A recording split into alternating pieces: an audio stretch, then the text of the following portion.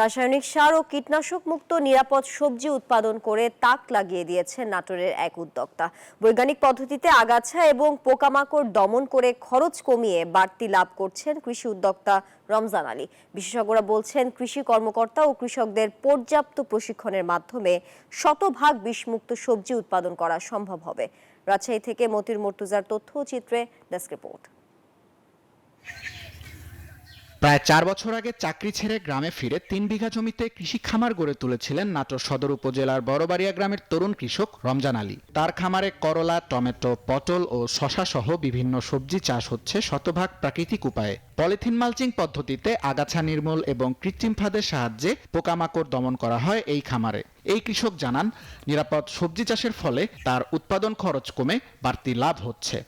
এখন আমি করলা, শশা, তরমুজ, বাঙ্গি, কাঁচামরিচ, বেগুন এ ধরনের বিভিন্ন সবজি চাষ করতেছি। মাশাআল্লাহ, চাকরি চাইতে এখন অনেক ভালো আছি এবং আমার জমিতে এখন আরো 3-4 জন প্রায় কাজ করে। রমজান আলী এখন অনেক তরুণ ও কৃষকের অনুপ্রেরণা। তার দেখা দেখি অনেকেই রাসায়নিক নিরাপদ সবজি উৎপাদনে আগ্রহী হচ্ছেন।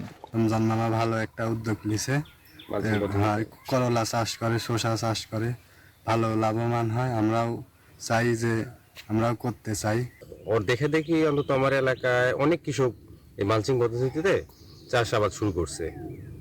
বিশেষজ্ঞরা বলছেন, সচেতনতা সৃষ্টি এবং পর্যাপ্ত প্রশিক্ষণের মাধ্যমে শতভাগ বিষমুক্ত সবজি উৎপাদন করা সম্ভব হবে। কৃষিতে লক্ষ্য করা যাচ্ছে যে মালচিং একটি জনপ্রিয় পদ্ধতি। মালচিং এর অনেক সুবিধা আছে। এটি একদিকে আগাছাটাকে সাপ্রেস করে রাখে, অর্থাৎ বাড়তে দেয় না।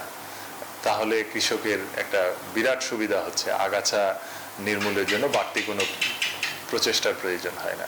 রাসায়নিক মুক্ত নিরাপদ খাদ্য উৎপাদনে কৃষি বিভাগকে কৃষকের সাথে নিবিড় সম্পর্ক স্থাপনেরও পরামর্শ দেন এই বিশেষজ্ঞ।